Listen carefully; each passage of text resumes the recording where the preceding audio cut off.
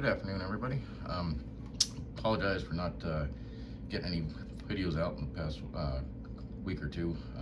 We've had some, it's just one thing after another here. So we just had, we had a power outage. We had our air conditioner go out, and then when the air conditioner went out, one of the condensation drain lines sprung a leak between the first and second floor. So we had we got to replace the drywall in one of the bedrooms on the ceiling because the water went through, and now we got to replace the air conditioner because when the power came back on, it fried the board on the air conditioner, and they can't get that board anymore. So it's just one thing after another. So I've got about $20,000 worth of home repair here to do. So it's just been kind of tricky here the past couple weeks. So apologize about not getting any videos out, but it's just other important things have come up. Anyway, apart from that, this is the custom crawler that I'm doing. This is the first custom build that I've ever done. So this is a SR Customs chassis. I will leave the link in the description below, but the kit comes with the skid plate, the sliders, the links, the chassis rails, carbon fiber, the cross members, the pumper you had to get extra, and that's about it. Had to get the axles. The axles on this I got from AliExpress, and they were a complete axle. They're a plastic axle, but they have brass diff covers, brass knuckles, portals, sparing the knuckles up there. But these axles feel really good. There's no binding or anything up in these, so I'm going to give these a try. I do have another set of axles, aluminum axles, and with this chassis kit, you have the option to pick from a layout for AR45P, which is what the ones I picked, or F10 axles. So I didn't, because I've never purchased axles, I've never purchased transmissions, I've never, I've been getting RTRs this whole time. So I really didn't know what kind of axles to go with, so I just kind of picked the AR45. So that's what I went with. So I picked the AR45 chassis, I picked some AR45 axles. So now I'm trying to figure out the links setup, which is where it's been for like 3 weeks now, for a while. I got a transmission, got a motor, I got drive shafts, but my problem is, because this is a servo on axle system here, which it doesn't have to be. I can put this servo up here at the front if I really need to, I guess. But and also the reason this servo tray is hanging out here is because this is just one that you buy for like an SCX10, so the holes don't match up with the holes on the chassis. So I'm trying to figure out if I want to drill the aluminum piece, which is already threaded, or drill the carbon fiber on the chassis to match the holes on the aluminum piece. I'd rather not drill holes in this and make it any weaker than possible, but the hole does seem to be like right in the middle of these two holes, so it wouldn't be terrible. But anyway, that's what I'm doing right now with that. And as far as the links go, I had a question for all you guys that have done these type of builds before. Is do I have the links right? Are these links in the right position? Because the front ones are the main question area that I have, because these front ones, because of the servo and axle mount, they don't go all the way to the frame rail. I can't get them that far over. That's even with bent rod ends. So I'm gonna put some spacers here and keep these kind of about where they are. I might move them a little bit, but they won't go in much further than where they are now. So I'm assuming that's how they're supposed to go. And I'm gonna have to drill out the skid plate to mount the transmission in there, which isn't hard. This is a basically like a SCX10, either a 1 or a 2. I'm not sure. I've never owned any of those rigs. So, but this bolt pattern I believe is like an SCX10 bolt pattern on there. So I'm going to try and get that mounted up. I can't say I'm terribly happy with this transmission. This is an Injora, like an SCX10 transmission. The reason I got this is because it has a bigger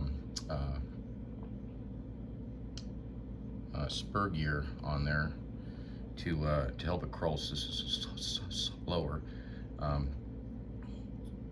But this is I don't know if I mentioned it or not, this is an Injora transmission for like an SCX10. It feels pretty good, but when I turn it, it kind of binds up a little bit in a certain area. Right there, it gets kind of tight. And then when I loosen the caps on this and relieve the pressure on the dust cover here, everything turns nice and free. So I think one of the shafts that go along here is either too long, or this cover isn't machined down inside for the clearance, because I think one of the rods is binding up either here or here in there, and it gets stiff, kind of sticky in one little spot right there, and then it turns nice and free, and then it gets kind of bound up right there again, right there, and then it goes nice and free again. So this transmission here was only 25 bucks. I could have got the plastic one for 15, but I opted to go with the aluminum case one, which might have been a bad choice. The plastic one probably moves nice and free with no issues at all. On the other hand, I was trying to kind of keep my first build kind of budget-ish related, but it's gone off the rails since then, so kind of budget's already out the window. So I got a deluxe fab portal transmission coming. It's not here yet, but I'm gonna go with the deluxe fab portal transmission, and it comes with a skid plate that matches the width. So I'm gonna just be able to pull this skid plate out and put that other one in with the transmission that it's already drilled for the deluxe fab transmission and everything. So that hopefully that goes in nice and good. And it looked like the link mounts were in a very, very similar place, so I don't think I'm gonna have much of a issue as far as the link mounts go. The main issue I'm looking at here is trying to get the drive shaft to clear over top of the link, because when this sits in here, and it's gonna sit like, well, with this transmission like this, there's not gonna be much room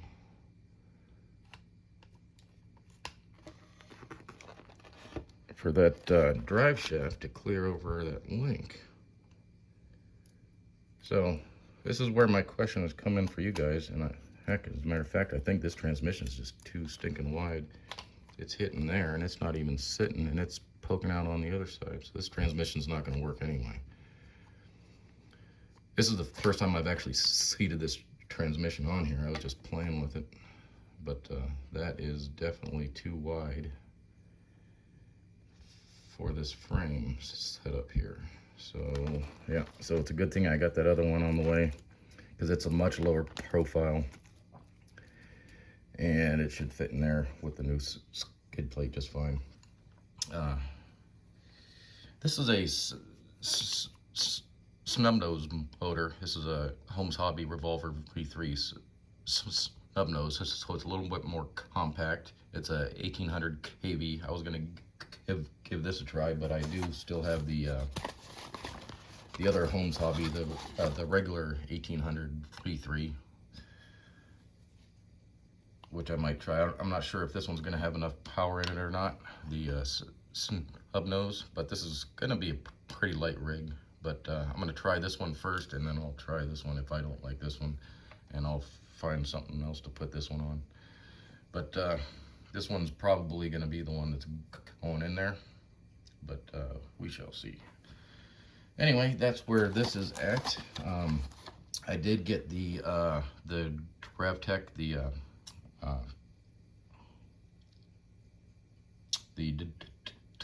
deluxe fab Dravtech shocks. So I got those on there. These are the 96 millimeters, and boy, does it give it nice. It's got a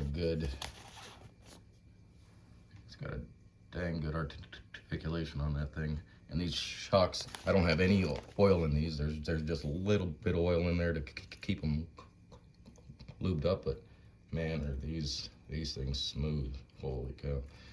They're not cheap, I'll tell you that. They're 50 bucks a pair. So it's a $100 in shocks right there. The transmission, the deluxe transmission wasn't terribly cheap. It's probably 3-4 times as much as this one was. It's more than that, because it was over, I think it was around $150. This was $25. But that's where the quality and the parts can come in. So anyway, that's where this is going. It's not come along terribly quickly yet, but I do have 2 bodies for this. I got a half cab, and then I got a just the Proline cliffhanger body, the full cab, the cliffhanger where it's dovetailed, tucked in on the front and back. So I'm not sure which body I'm going to go with yet, but probably the cliffhanger to cover the whole thing, because I don't have a bumper on the rear yet. I might move this all the way to the back, but there's still a lot of things I gotta figure out on this, because this is my first ground up build. So question to you guys out there who have done this before: do these links look right? Do I have these in the right spots? Is the bend, I would assume the bend's supposed to go towards the back, because that's what gives you all the clearance, and it just lines up nice in the back. Everything's tucked up under the chassis right there. So to me, that looks good. The fronts really don't give you much other option to mount those other than where they are. But anyway, any information from you guys would be helpful, and I think we're gonna call it at that, and we'll talk at you next time. Thanks for watching. I appreciate it. Always appreciate the views. And if you guys have any pertinent information on building I wouldn't say this is going to be a comp crawler, but it's kind of heading that way. But I don't know if I'll ever comp it or anything, but we shall see. But all right, thanks for watching. Catch you next time.